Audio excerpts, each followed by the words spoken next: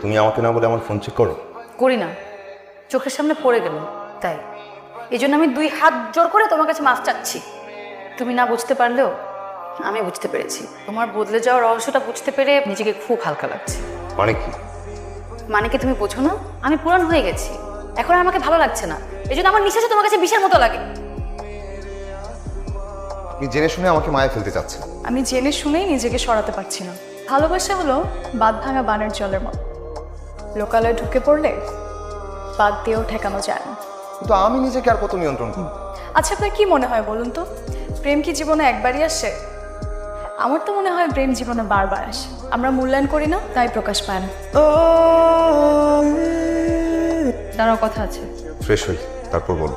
ফুপু কল দিয়েছিল বিকেলে, বললো তোমাকে নাকি কোন মেয়ের সাথে বিকেলে দেখেছে সেগুন বাগিচায়। জমিয়ে নাকি খুব আড্ডা দিচ্ছিলে। আশা করছি সেই মেয়েটি সোনালি, ঠিক নাকি ভুল?